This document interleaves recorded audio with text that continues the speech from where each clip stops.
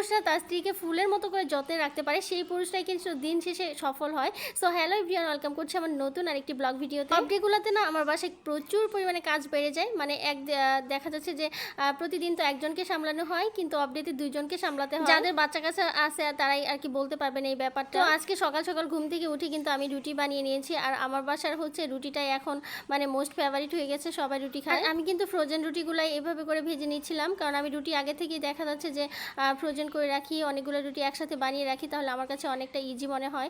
আসলে খুব বেশি কাজের জন্য এটাই করতে হয়। এক এক দিন তো এক একটা খাওয়া হয় সকালবেলা, তো আজকে রুটি খেলাম। তো যাই হোক, রুটির সাথে এটা ছিল কলিজা ভুনা, বোনের বাসা থেকে পাঠাইছিল, আর এটা ছিল হচ্ছে যে পটল ভাজি, আর এটা ছিল করলা ভাজি। আর এগুলা দিয়ে কিন্তু আজকে ব্রেকফাস্টটা করলাম। তো যাই হোক, যেটা বলছিলাম আর কি, আসলে যে পুরুষরা তার স্ত্রীকে সম্মান দিতে জানে আল্লাহ তাকেই সম্মান দেয়, ঠিক আছে? আর এটাই হচ্ছে বাস্তব। আমি অনেক দেখেছি যারা বউকে সম্মান করে তারা জীবনে সফল হতে পারে। আর আমার এই কথাটা সত্য কিনা অবশ্যই কিন্তু কমেন্ট করে জানাবেন, মানে আমি আমার লাইফে কিন্তু এটাই দেখেছি। তো যাই হোক, সকালে ব্রেকফাস্ট করার পরে বাসার নিচে একটু দোকানে গিয়েছিলাম, টুকিটাকি একটু কেনার ছিল। এটা হচ্ছে কয়েল রাখার জন্য, মশার কয়েল রাখার জন্য মাটির একটা পাত্র কিনে নিলাম। এর আগে দুইবার কিনেছি, ছেলে ভেঙে ফেলেছে, কি আর করার, ও ভাঙে আর আমি একটা করে কিনি। তো দেখা যাচ্ছে এটা কিনে নিয়ে আসলাম। সংসারের টুকিটাকি অনেক কিছু কেনার থাকে, কিন্তু ওইভাবে সময় পাই না বা বের হতে পারি না। আর এখন যেখানে বাসা আছে সেখানে দেখা যাচ্ছে বাসার নিচে গেলে যে অ্যাভেলেবেল সব কিছু পাওয়া যাবে এরকমটা না, একটু দূরে যেতে হয়, সেই জন্য আর কি যাওয়া হয় না। আর দুইটা মগ কিনেছি, মগগুলোর কালারটা কেমন হয়েছে বলেন তো? আমার তো দেখে অনেক বেশি পছন্দ হয়েছে। আসলে আমার বাসায় অনেকগুলো মগ আছে, আর এই মগগুলো দেখা যাচ্ছে এক এক সময় এক একটাতে খেলে কিন্তু চাটা খেলে অনেক বেশি ভালো লাগে। তো আমি দুইটা মগ কিনে নিয়ে এসেছি, আর অনেক কিছু কিনেছিলাম, ওইটা আনপ্যাক করে ফেলেছি এবং রেখেও দিয়েছি।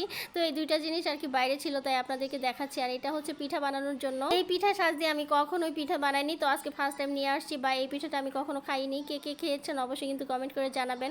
তো আমি প্রথম বানাবো, তো যাই হোক আজকে আর বানাবো না, অন্যদিন বানাবো। আর এটা হচ্ছে পুডিংয়ের জন্য। পুডিংয়ের জন্য আমার প্রায় কয়েকটা বাটি আছে, 4-5টার মতো বাটি আছে। তো আর আজকে আরেকটা নিয়ে নিলাম, আর ওগুলাকে একটু রেখে দিয়ে কিন্তু আমি দুপুরে রান্নার জন্য প্রস্তুতি নিয়ে নিয়েছি। আর এটা হচ্ছে ডালের বড়া করব। ডাল দিয়ে হচ্ছে ডাল চাল একসাথে ভিজিয়ে নিয়েছি, আর ডাল চাল একসাথে ভিজিয়ে নিলে যে বড়াটা বানানো হয় ওটা কিন্তু অনেক বেশি পারফেক্ট হয় এবং মুচমুচে হয়। আগের দিন রান্না করেছিলাম ছোটো মাছের চচ্চড়ি, তারপরে ভাজি, তো ওগুলো আছেই, তো ওগুলা দিয়ে দুপুরে হবে।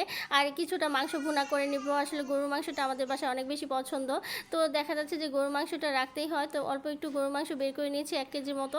তো এটাকে আজকে রান্না করে ফেলবো, আর বড়াটা রান্না করে ফেলবো, মানে ঝটপট আজকে দুপুরে রান্নাটা করে ফেলবো। আসলে আপডেতে না আমি মনে করি যে পুরো সপ্তাহ অপেক্ষা করি যে শুক্রবার আসলে হয়তো বা অনেক বেশি শান্তি পাবো, একটু দেখা যাচ্ছে যে একটু রিল্যাক্সে থাকবো, বাট সেটা হয় না। ছেলে অনেক বেশি ডিস্টার্ব করে, ওর বাবা থাকলে দেখা যাচ্ছে আমার কথা তো কোনো কিছু শুনতেই চায় না। তারপর একটা তরমুজ কেটে নিয়েছিলাম, আর ভাবলাম যে তরমুজটা খেয়ে রান্না করতে চলে যাব। প্রচণ্ড কিন্তু গরম রান্নাঘরে, তো আগে ভাবলাম যে গলাটা ঠান্ডা করে নেই। তো যাই হোক, আজকে তরমুজটা কিন্তু মাশাআল্লাহ অনেক সুন্দর মজা ছিল।